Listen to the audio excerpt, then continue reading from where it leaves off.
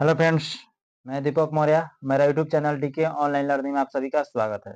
तो चलिए दोस्तों, आज के हम लोग क्लास में स्टार्ट करते हैं प्रैक्टिस सेट नंबर 1, जो एडुटेरिया का 7500 प्लस का जो सामान्य अध्ययन आया है, उसी का आज हम लोग देखने वाले बहुकल्पिक प्रश्न है। ठीक है, सामान्य अध्ययन जो किसी भी एग्जाम को वन डे एग्जाम आप देते हैं तो उसके लिए बहुत ही ज्यादा महत्वपूर्ण होने वाला है, जिसमें 150 टोटल सेट होने वाले हैं। और पूरे डिस्क्रिप उसको ऑप्शन का डिस्क्रिप्शन के साथ यानी क्वेश्चन को डिस्कस करने के साथ हम लोग आप बताएंगे। और 7500 प्लस जो नेक्स्ट जो नया वाला एडिशन है उसके आज हम तो देखने वाला। जैसे आप लोग याद याद रखिए किस किस में एग्जाम में पूछेगा। जैसे कितने भी स्टेट पीसीएस है, कितने भी स्टेट पीसीएस है, बीपीएससी एससी जितने भी हैं, सारे में पूछा जाएगा। और बिहार दरोगा में तो पूछा जाएगा, SSC, banking, railway, CDS, NDA, teacher के कोई भी एग्जाम हो या फिर अन्य कोई भी एग्जाम वन डे एग्जाम हो भारत के, तो हर एक एग्जाम में आपको पूछा जाता है। ठीक है, और ये क्वेश्चन जितने भी है वो एनसीईआरटी पर आधारित है। और ये प्रत्येक सेट में जो है अच्छा से इसको आपको डिस्क्राइब किया जाएगा। चलिए बिना टाइम को बर्बाद किए अपने क्लास को स्टार्ट करते हैं। और आप लोगों ने अभी तक चैनल को सब्सक्राइब नहीं किया है तो चैनल को सब्सक्राइब कर बेल आइकन घंटी को भी क्लिक कर लें। चलिए क्वेश्चन नंबर 1 की हम लोग बात करते हैं। देखिए क्वेश्चन नंबर 1 में क्या बोला गया। क्वेश्चन नंबर 1 में बोला जाता है कि रिपब्लिकन पार्टी ऑफ इंडिया के संस्थापक निम्न में से कौन है, बताइए। रिपब्लिकन पार्टी ऑफ इंडिया के संस्थापक निम्न में से कौन है।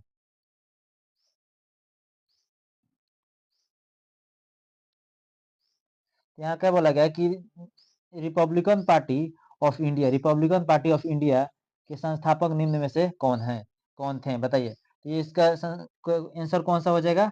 ऑप्शन नंबर डी जो करेक्ट आंसर होगा, Bhimrao Ambedkar. Option number D कौन सा, भीमराव अंबेडकर जो आपका करेक्ट आंसर होगा। ठीक है, चलिए आगे बढ़ते हैं। क्वेश्चन नंबर सेकंड पर देखिए, वर्ष 1920 की खिलाफत कमेटी की सभा जिसमें गांधी से असहयोग आंदोलन के नेतृत्व को संभालने का अनुरोध किया गया था, वह सभा किस शहर में हुई थी, बताइए। वह सभा जो संभालने के लिए जो नेतृत्व किया गया था गांधी जी से 1920 में खिलाफत कमेटी की सभा से, तो वह सभा जो है किस शहर में हुई थी, बताइए।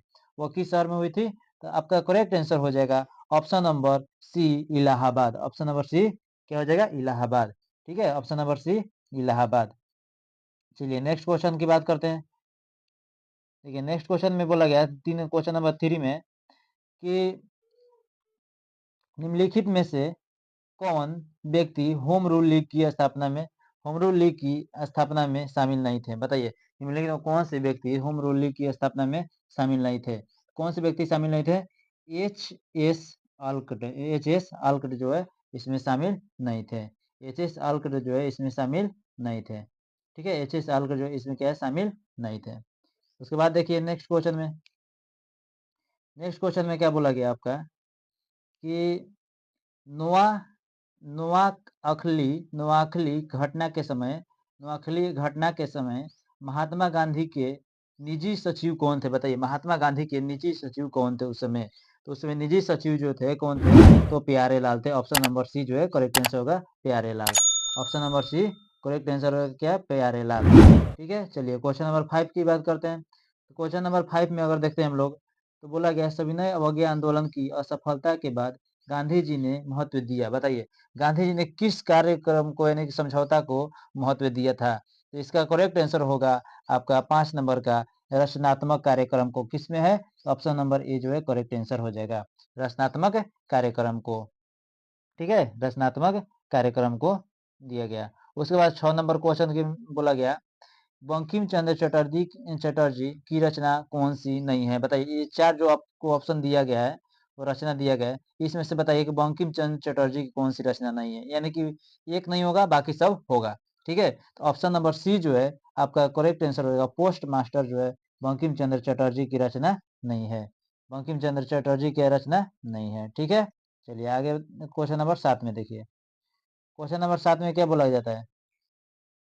7 में बोला गया आपका कि वर्ष 1911 में किस सामाजिक कार्यकर्ता ने ब्रिटिश विधान परिषद के समक्ष निःशुल्क तथा अनिवार्य प्राथमिक शिक्षा का प्रस्ताव रखा था, बताइए। अनिवार्य शिक्षा का प्रस्ताव रखा था, बताइए किसने। तो आपका करेक्ट आंसर होगा इसका Gopal Krishna Gokhale. Option number B correct answer होगा, गोपाल कृष्ण गोखले। ठीक है, 8 नंबर की क्वेश्चन की बात करते हैं। 8 नंबर क्वेश्चन में देखिए क्या बोला जाता है। 8 नंबर क्वेश्चन में देखिए 8 नंबर क्वेश्चन में बोला जाता है, निम्नलिखित में से दक्षिण भारत में विजय प्राप्त करने वाला पहला शासक कौन था? बताइए। दक्षिण भारत में विजय प्राप्त करने वाला पहला शासक कौन था? तो जो पहला शासक कौन था? अलाउद्दीन खिलजी था। हिस्ट्री पढ़िएगा तो उसमें दिया है कि पहला शासक दक्षिण भारत में विजय प्राप्त करने वाला कौन सा था? अलाउद्दीन खिलजी था। ठीक है, Alauddin Khilji, option number A correct answer. उसके बाद देखिए 9 नंबर क्वेश्चन में क्या बोला जाता है कि निम्नलिखित में से कौन सा व्यक्ति रंपा विद्रोह रंपा विद्रोह से संबंधित है? बताइए, रंपा विद्रोह से कौन से व्यक्ति संबंधित है? तो अल्लूरी सीताराम सीताराम राजू, अल्लूरी सीताराम राजू जो है इसका correct answer option number C बोला गया। अल्लूरी सीताराम राजू इसका करेक्ट आंसर होगा। ठीक, चलिए क्वेश्चन नंबर 10 की बात करते हैं। क्वेश्चन नंबर 10 में क्या बोला जाता है कि पागल पंथ की स्थापना किसने की थी? बताइए, पागल पंथ की स्थापना किसने की थी? तो पागल पंथ की स्थापना किसने की थी? तो पागल पंथ की स्थापना करम शाह ने किया था। किसने किया था? तो करम शाह ने किया था। पागल पंथ की स्थापना करम शाह ने किया था। ठीक है, पागल पंथ की स्थापना करम शाह ने किया था। उसके बाद देखिए यहाँ पर बोला गया कि पानीपत के युद्ध में बाबर के जीतने का मुख्य कारण क्या था? पानीपत के जो युद्ध हुआ था उसमें बाबर के जीतने का मुख्य कारण क्या था? तो उसका तुलुगमा पद्धति, क्या तुलुगमा पद्धति, option number C correct answer होगा। तुलुगमा पद्धति, तुलुगमा पद्धति, ऑप्शन नंबर सी बोला गया। उसके बाद देखिए ऑप्शन नंबर सी, 11 नंबर हो गया। अब आते हैं हम लोग 12 नंबर क्वेश्चन पर। देखिए 12 नंबर क्वेश्चन की बात करते हैं अगर हम, तो 12 नंबर क्वेश्चन में क्या बोला गया? मध्यकाल में जौनपुर में स्वतंत्र सक्रिय राजवंश की स्थापना किसने की? बताइए, मध्यकाल में जौनपुर में स्वतंत्र सक्रिय राजवंश की स्थापना किसने की? बताइए किसने की थी? तो आपका करेक्ट आंसर हो जाएगा मलिक उल सर्क। मलिक उल सर्क जो है आपका करेक्ट आंसर होगा। मलिक उल सर्क जो है करेक्ट आंसर हो जाएगा।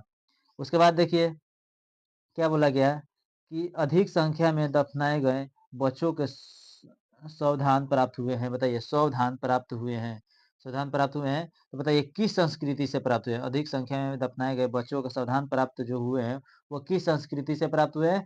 तो जोरवे संस्कृति, क्या है? जोरवे संस्कृति से। ठीक, option number C B correct answer होगा। जोरवे संस्कृति से, जोरवे संस्कृति से प्राप्त हुआ है। उसके बाद हम लोग देखते हैं नेक्स्ट क्वेश्चन 14 नंबर क्वेश्चन पर। 14 नंबर क्वेश्चन की बात करते हैं। क्या बोला गया? भागवत संप्रदाय के विकास में किसका योगदान अत्यधिक था? बताइए, भागवत संप्रदाय के विकास में किसका योगदान अत्यधिक था? तो किसका योगदान इसमें अधिक था? तो गुप्त का इसमें योगदान जो है सबसे अधिक था। ऑप्शन नंबर डी जो है करेक्ट आंसर होगा। भागवत संप्रदाय के विकास में योगदान किसका सबसे अधिक था? तो गुप्त का सबसे अधिक था। ठीक, उसके बाद 15 नंबर क्वेश्चन पर देखते हैं कि धमेक स्तूप कहाँ स्थित है? बताइए, धमेक स्तूप जो है, धमेक स्तूप कहाँ स्थित है? तो धमेक स्तूप कहाँ स्थित है? तो सारनाथ में स्थित है। धमेक स्तूप कहाँ स्थित है? तो वह सारनाथ में स्थित है। ठीक है, चलिए आगे तो क्वेश्चन नंबर 16 पर बात करते हैं। क्वेश्चन नंबर 16 की बात करते हैं। क्या बोला गया 16 नंबर में? वह सुल्तान कौन था जिसने खलीफा के अधिकार को मानने से इनकार कर दिया? बताइए, वह सुल्तान कौन सा था जिसने खलीफा के अधिकार को मानने से इनकार कर दिया था? तो वो कौन सा था खलीफा के अधिकार को जब मानने से अधिकार कर दिया था? तो वह था आपका Alauddin Khilji. Option number B correct answer होगा। Alauddin Khilji, option number B correct answer, Alauddin Khilji बोला गया। ठीक है, उसके बाद देखिए अलाउद्दीन खिलजी, उसके बाद बोला गया कि यूरोप को उत्तरी अमेरिका से कौन सा सागर या महासागर अलग करता है? बताइए, यूरोप को उत्तरी अमेरिका से कौन सा सागर या महासागर अलग करता है? कौन सा सागर या महासागर अलग करता है? तो उत्तरी अटलांटिक महासागर, उत्तरी उत्तरी अटलांटिक महासागर, option number B sorry option number A correct answer होगा। उत्तरी अटलांटिक महासागर, उत्तरी अटलांटिक महासागर इसका करेक्ट आंसर होगा। उसके बाद 18 नंबर के क्वेश्चन पर आते हैं। तो शिवालिक शैल समूह के दक्षिण में भा भाबर क्षेत्र उदाहरण है। बताइए, शिवालिक समूह जो है शिवालिक शैल समूह है कि दक्षिण में भाबर क्षेत्र उदाहरण है, भाबर क्षेत्र के उदाहरण है। इसका करेक्ट आंसर कौन सा होगा? तो इसका जो करेक्ट आंसर होगा आपका ऑप्शन नंबर 18 का, क्वेश्चन नंबर 18 का, तो गिरिपद स्थिति का, गिरिपद स्थिति का option number C correct answer होगा, गिरिपद स्थिति का। ठीक है, गिरिपद स्थिति का करेक्ट आंसर होगा। उसके बाद बात करते हैं 19 नंबर के क्वेश्चन में, देखते हैं तो 19 नंबर में क्या बोला जाता है, निम्नलिखित में से कौन सा सौर परिवार से संबंधित नहीं है, बताइए निम्नलिखित में से कौन सा सौर परिवार से संबंधित नहीं है। तो निहारिका, निहारिका जो ऑप्शन नंबर बी है वह क्या सौर परिवार से संबंधित नहीं है, निहारिका जो बी है वह सौर परिवार से क्या संबंधित नहीं है। उसके बाद 20 नंबर क्वेश्चन में देखते हैं, तो सूची वन, सूची वन क्या बोला, सूची वन सूची टू क्या बोला, सूची वन सूची टू, सूची वन को सूची टू से सम्मिलित कीजिए तथा सूची यो को गुणमान, देखिए सूची वन को सूची टू से क्या है सम्मिलित करना है। ठीक है, चलिए आगे देखते हैं इसमें। ये सबसे पहले यहाँ पर देखिए सूची वन को सम्मिलित टू से क्या करते हैं, इसको थोड़ा छोटा कर लेते हैं। चलिए और थोड़ा छोटा इसको कर,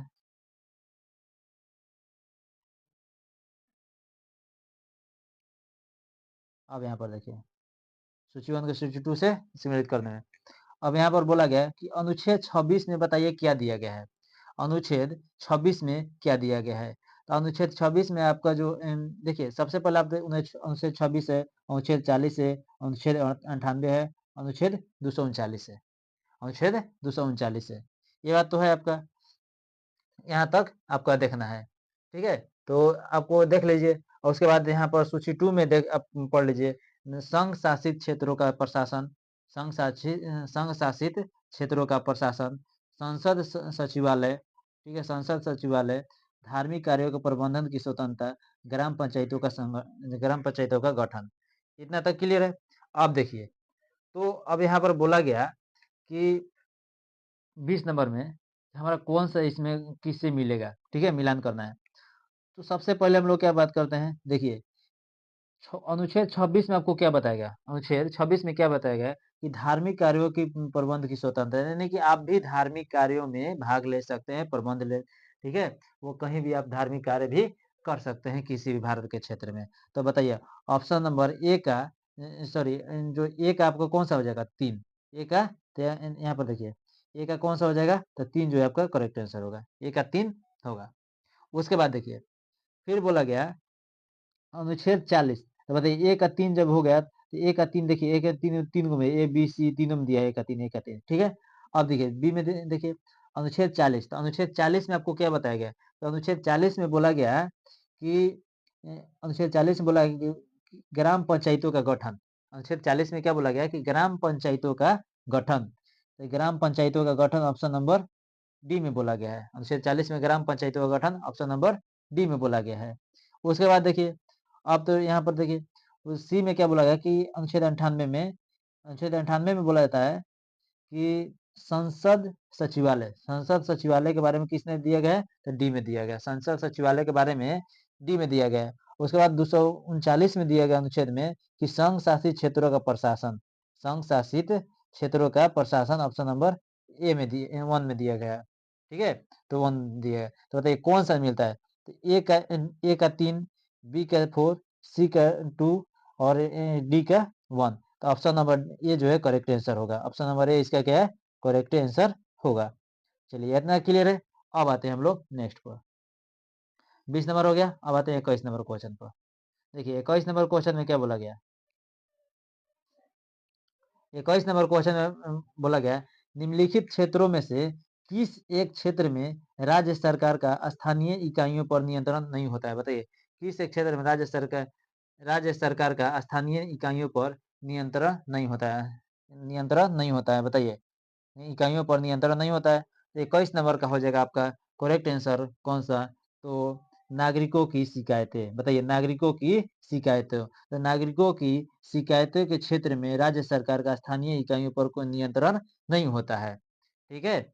उसके बाद देखिए क्वेश्चन नंबर नेक्स्ट में आता है 22 नंबर, क्वेश्चन नंबर 22 की अगर बात करते हैं हम लोग, तो 22 में क्या बोला गया कि इसमें भी देखिए क्वेश्चन नंबर 22 में बोला गया कि इसमें कि मिलान करना है आपको, यानी गलत सही बताना है, कौन सा गलत है कौन सही है। तो गलत देखिए सबसे पहले तो, और इसमें थोड़ा छोटा कर लेते हैं इसको, चलिए देख उसके बाद देखिए मौलिक अधिकार का संविधान का भाग 3, मौलिक अधिकार का संविधान का भाग 3, मौलिक अधिकार के संविधान का भाग 3 क्या बोला गया? यूएसए के बिल ऑफ राइट्स पर आधारित है।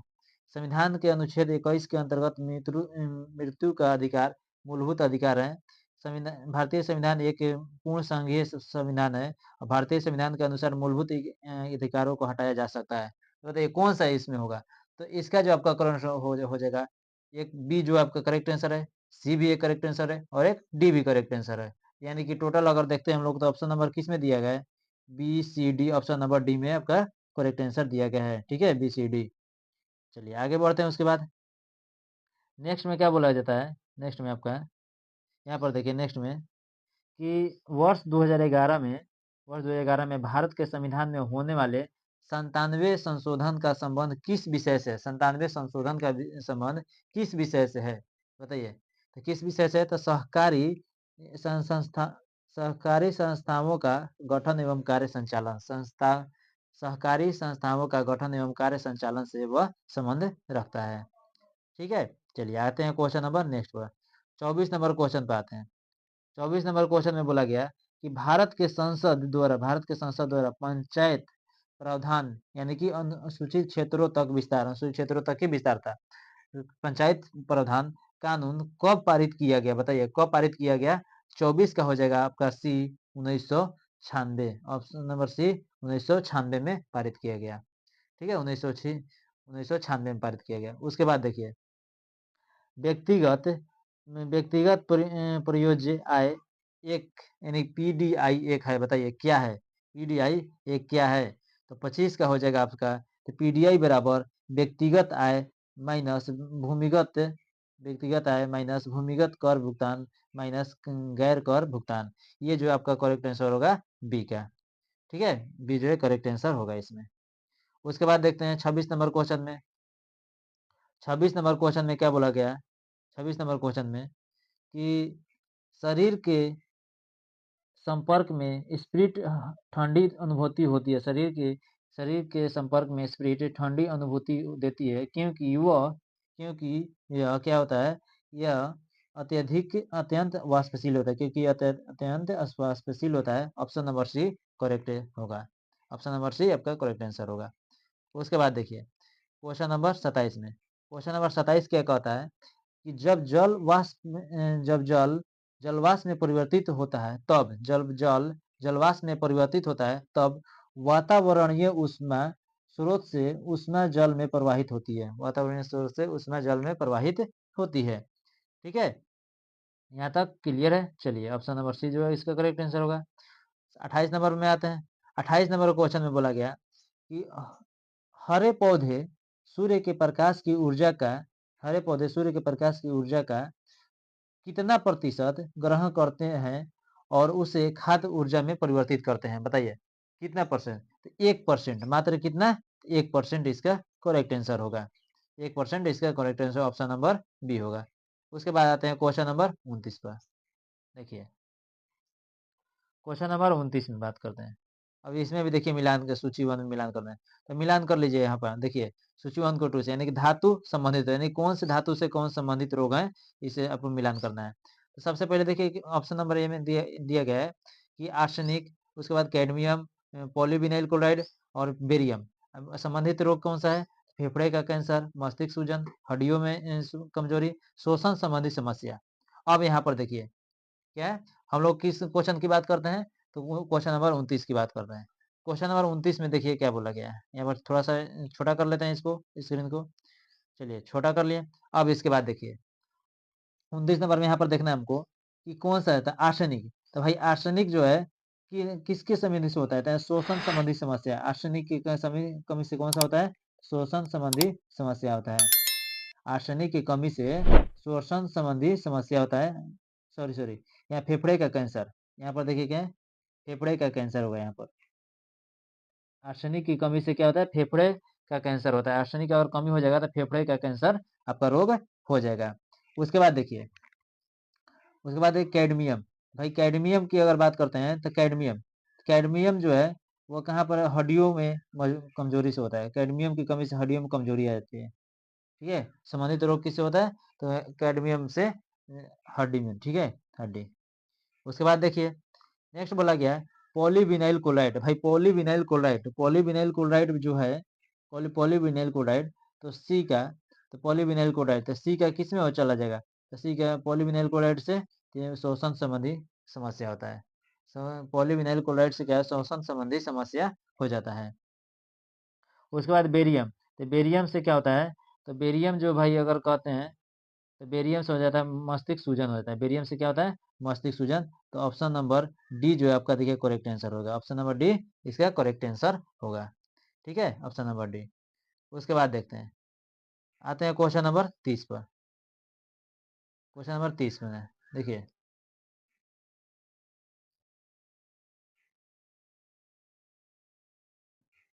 क्वेश्चन नंबर 30 में क्या बोला गया कि क्वेश्चन 30 में बोला था कि सांद्र सल्फ्यूरिक अम्ल की उपस्थिति में क्या है? सांद्र सल्फ्यूरिक अम्ल की उपस्थिति में एस्टिक अम्ल तथा एथिल एल्कोहल के मध्य होने वाले अभिक्रिया कहलाती है। बताइए एथिल एल्कोहल के मध्य होने वाले अभिक्रिया क्या कहलाता है? तो एस्टरीकरण कहलाता है।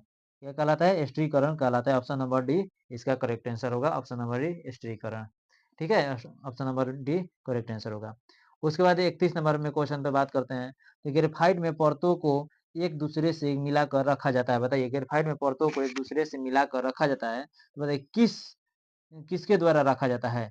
तो वांडर वाल्स बलों के द्वारा। क्या है? वांडर वाल्स बलों के द्वारा। ऑप्शन नंबर ए जो है करेक्ट आंसर होगा। वांडर वाल्स बलों के द्वारा रखा जाता है। ठीक है, चलिए आते हैं क्वेश्चन नंबर 32 पर। क्वेश्चन नंबर 32 में बोला जाता है निम्नलिखित में से कौन सा एक यातायात संचालित नगरों में भूरी वायु बनने से संबंध है? बताइए भूरी वायु बनने से संबंध है, कौन सा संबंध है? तो sulphur dioxide. Option number A correct answer होगा। सल्फर डाइऑक्साइड बोला गया। Sulphur sulphur dioxide option number ए जो है। उसके बाद आते हैं 33 नंबर में। 33 में क्या बोला जाता है? किस प्रकार के ऊतक से मनुष्यों में ग्रंथि का निर्माण होता है? किस प्रकार के ऊतक से मनुष्य में ग्रंथि का निर्माण होता है? तो उपकला ऊतक। किस प्रकार से? तो उपकला ऊतक। Option number C correct answer होगा, उपकला ऊतक। उसके बाद में आते हैं नेक्स्ट नंबर, क्वेश्चन नंबर 34 पर, 34 पर देखिए। 34 में बोला जाता है कि मनुष्य के लार में उपस्थित एक घातक लाइसोजाइम किस रूप में कार्य करता है? लाइसोजाइम किस रूप में कार्य करता है? किस रूप में कार्य करता है? तो प्रतिजीवाणु कारक के रूप में। किस रूप में कार्य करता है? तो प्रतिजीवाणु कारक के रूप में कार्य करता है। ऑप्शन नंबर ए इसका करेक्ट आंसर होगा। ऑप्शन प्रतिजीवाणु कारक के रूप में। उसके बाद आते हैं क्वेश्चन नंबर 35 में। क्वेश्चन नंबर 35 में अगर बात करते हैं, तो 35 में क्या बोला जाता है आपका कि पौधों में रंध्रों का खुलना एवं बंद होना किस पर निर्भर करता है? बताइए किस पर निर्भर करता है? तो किस पर निर्भर करता है? तो स्फीति दाब पर निर्भर करता है। Option number B correct answer होगा। अब स्फीति दाब पर, स्फीति दाब पर निर्भर करता है। उसके बाद 36 नंबर में अगर आते हैं, 36 नंबर में बोला गया है कि निम्न में से कौन रोग का एक अंश कौन रोग का एक अंश या भाग है? बताइए निम्न में से कौन रोग का एक अंश या भाग है? तो कौन सा रोग का निम्न अंश या भाग है? कौन सा है? तो आपका 36 का हो जाएगा, 36 का हो जाएगा स्त्री केसर। 36 का कौन सा हो जाएगा? स्त्री केसर। Option number B correct answer होगा, स्त्री केसर। ठीक है, उसके बाद आते हैं क्वेश्चन नंबर 37 पर। ठीक है, क्वेश्चन नंबर 37 में क्या बोला गया है? अब इसमें भी थोड़ा देखिए मिलान करने वाला है आपका, इसको मिलान कर लेते हैं। देखिए मिलान करने वाला नहीं है, इसमें आपको चुनना है कि कौन सही है। सफेद फास्फोरस के संबंध में क्या बोला गया? सफेद फास्फोरस के संबंध में निम्नलिखित कथनों पर विचार कीजिए। बताइए निम्नलिखित कथनों पर क्या विचार करना है? क्या विचार करना है कि यह एक विषैला पदार्थ है, यह एक विषैला पदार्थ है जिसका उपयोग, देखिए वो कौन सा विषैला पदार्थ है? ये वो तो सफेद फास्फोरस के संबंध में आपको कह रहा है कि यह एक विषैला पदार्थ है जिसका उपयोग रासायनिक हथियार के रूप में किया जा सकता है। रासायनिक हथियार के रूप में किया जा सकता है। दूसरा, यह अत्यधिक ज्वलनशील है और हवा के संपर्क में आने पर स्वतः प्रज्वलित हो जाता है, स्वतः प्रज्वलित हो जाता है। ठीक है, दो आपको पढ़ लिए दोनों, और उसके बाद अब यहाँ पर मिला नहीं। तो कौन सा आपका करेक्ट आंसर होगा? तो आपका जो करेक्ट आंसर होगा ये दोनों सही है। कौन सा है? ये दोनों सही है, यानी कि दोनों अब किस में है? तो दोनों जो ऑप्शन नंबर सी में है। ऑप्शन नंबर सी में दोनों है। ऑप्शन नंबर सी में क्या है? दोनों है। ठीक है, चलिए आते हैं क्वेश्चन नंबर नेक्स्ट पर। 38 नंबर अगर क्वेश्चन में बात करते हैं, तो 38 नंबर क्वेश्चन में क्या बोला गया कि सामान्य ठंड में निम्नलिखित में से कौन नासिक संकुलन के लिए उत्तरदायी है? बताइए सामान्य ठंड में निम्नलिखित में से कौन नासिक संकुलन के लिए उत्तरदायी है? नासिक संकुलन के लिए उत्तरदायी है तो कौन सा? तो 38 का हो जाएगा आपका हिस्टामिन। क्या कौन सा? Option number B histamine. Option number B histamine. सामान्य ठंड में निम्नलिखित में कौन नासिका संकुलन के लिए उत्तरदायी होता है? तो हिस्टामिन। हिस्टामिन बोला गया था। उसके बाद 39 नंबर में आते हैं। 39 नंबर में बोला है केंद्रक कला का निर्माण केंद्रक कला का निर्माण किस कोशिकांग द्वारा होता है? बताइए केंद्रक कला का निर्माण किस कोशिकांग द्वारा होता है? केंद्रक कला का निर्माण किस कोशिकांग द्वारा होता है? तो ये जो था अंतर्द्रव्य जालिका के द्वारा होता है। अंतर्द्रव्य जालिका के द्वारा होता है। ऑप्शन नंबर ये जो है आपका करेक्ट आंसर होगा, अंतर्द्रव्य जालिका के द्वारा। उसके बाद 40 नंबर में आते हैं क्वेश्चन। 40 नंबर क्वेश्चन में बोलता है क्या लसिका एवं रुधिर किस ऊतक का उदाहरण है? बताइए लसिका एवं रुधिर किस ऊतक का उदाहरण है? लसिका एवं रुधिर किस ऊतक का उदाहरण है? संवहनीय ऊतक का। संवहनीय ऊतक का यह उदाहरण है। लसिका एवं रुधिर किस ऊतक का उदाहरण है? तो संवहनीय ऊतक का उदाहरण है। ठीक है, उसके बाद देखिए इसमें बोला गया क्वेश्चन नंबर कितना 41 में भारतीय अर्थव्यवस्था के संदर्भ में, भारतीय अर्थव्यवस्था के संदर्भ में खुला बाजार परिचालन किसे निर्दिष्ट करता है? भारतीय अर्थव्यवस्था के संबंध में खुला बाजार खुला बाजार खुला बाजार परिचालन किसे निर्दिष्ट करता है? बताइए किसे निर्दिष्ट करता है? तो ये जो निर्दिष्ट करता है आरबीआई द्वारा। ऑप्शन नंबर सी जो है आरबीआई द्वारा सरकारी प्रतिभूतियों के क्रय और विक्रय पर करना, क्रय और विक्रय करना। ठीक है, क्रय और विक्रय करना इस पर निर्भर करता है, निर्दिष्ट करता है। उसके बाद आते हैं क्वेश्चन नंबर नेक्स्ट में। 42 नंबर क्वेश्चन क्या बोलता है कि पूंजी पूंजी खाता परिवर्तनीयता की सिफारिश निम्न में से किस समिति ने की थी? बताइए किस समिति ने की थी? किस समिति ने की थी? तो आपका इसका करेक्ट आंसर होगा तारापोर समिति। ऑप्शन नंबर ए जो है तारापोर समिति बोला गया। ऑप्शन नंबर ए तारापोर समिति। ठीक है, ऑप्शन नंबर ए यह तारापोर समिति। तो भूगोल को मानव परिस्थितिकी के रूप में परिभाषित करने वाला विद्वान कौन था? बताइए भूगोल को मानव परिस्थिति के रूप में परिभाषित करने वाला व्यक्ति यानी विद्वान कौन था? तो 43 नंबर का आपका आंसर होगा एच बैरोज। कौन? Option number C H Barrows जो है करेक्ट आंसर होगा, एच बैरोज। उसके बाद 44 नंबर में आते हैं क्वेश्चन।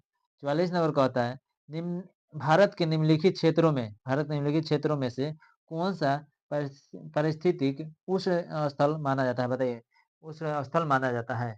कौन सा पारिस्थितिक उष्ण स्थल माना जाता है? कौन सा पारिस्थितिक उष्ण स्थल माना जाता है? तो 44 का हो जाएगा पश्चिमी घाट। ऑप्शन नंबर सी जो है आपका करेक्ट आंसर होगा, पश्चिमी घाट। पश्चिमी घाट आपका करेक्ट आंसर होगा। उसके बाद आते हैं क्वेश्चन नंबर 45। क्वेश्चन 45 देखिए यहाँ पर बोला गया 45 में कि विश्व संगीत दिवस कब मनाया जाता है? विश्व संगीत दिवस कब मनाया जाता है? तो विश्व संगीत दिवस कब मनाया जाता है? तो 21 जून को मनाया जाता है। विश्व संगीत दिवस कब मनाया जाता है? तो 21 जून को मनाया जाता है। विश्व संगीत दिवस 21 जून को मनाया जाता है। भारत का पहला राष्ट्रीय सामुदायिक पहला राष्ट्रीय सामुद्रिक क्या सामुद्रिक पार्क कौन सा है? सामुद्रिक यानी पार्क कौन कहाँ स्थित है? सॉरी कहाँ स्थित है? समुद्री पार्क कहाँ स्थित है? तो 46 का हो जाएगा आपका कच्छ में। क्या पर? कच्छ जो गुजरात में पड़ता है, तो कच्छ में स्थित है। ठीक है, कच्छ में। उसके बाद नेक्स्ट नंबर क्वेश्चन में आते हैं 47 नंबर में। 47 नंबर क्वेश्चन क्या कहता है निम्नलिखित में से किसने कहा था स्वाद का वास्तविक स्थान जिह्वा यानी जीभ नहीं बल्कि मन है? जो बल्कि मन है, ये किसने कहा था? ये जो कहे थे महात्मा गांधी ने कहे थे। यह आदरणीय महात्मा गांधी ने कहे थे। ठीक है, उसके बाद आते हैं क्वेश्चन नंबर 48 पर। क्वेश्चन नंबर 48, यहाँ पर क्वेश्चन नंबर 48 में क्या बोला गया? 48 का होता है द सोशलिस्ट नामक समाचार पत्र का प्रकाशन सर्वप्रथम किसने किया था? द सोशलिस्ट नामक सर्वप्रथम सोशलिस्ट नामक समाचार पत्र का प्रकाशन सर्वप्रथम किसने किया था? तो 48 का हो जाएगा बी श्रीपाद अमृत डांगे, श्रीपाद अमृत डांगे बोला गया, श्रीपाद अमृत डांगे, श्रीपाद अमृत डांगे जो है। उसके बाद आता है क्वेश्चन नंबर 49 में, भैंसा सिंगी नामक जाति किस राज्य में पाई जाती है? भैंसा सिंगी नामक जाति किस राज्य में पाई जाती है? बताइए किस राज्य में पाई जाती है? तो नागालैंड में, ऑप्शन नंबर डी नागालैंड में, ऑप्शन नंबर डी जो है नागालैंड में पाई जाती है। उसके बाद लास्ट क्वेश्चन आता है हम लोग 50 नंबर पर। 50 नंबर में बोला गया एचडीपीई का पूरा नाम क्या है? एचडीपीई का पूरा नाम क्या है? तो एचडीपी का पूरा नाम क्या है कि high density poly ethylene, high density poly poly ethylene, polyethylene बोला गया, पॉलीइथिलीन बोला गया। इसका करेक्ट आंसर ऑप्शन नंबर ये होगा। तो चलिए आज की क्लास को हम लोग इतना ही पॉइंट करते हैं और नेक्स्ट वीडियो में लेकर आते हैं आप लोगों को नेक्स्ट प्रैक्टिस सेट। तब तक के लिए आप लोग मेरे चैनल के साथ बने रहें। जय हिंद, जय भारत।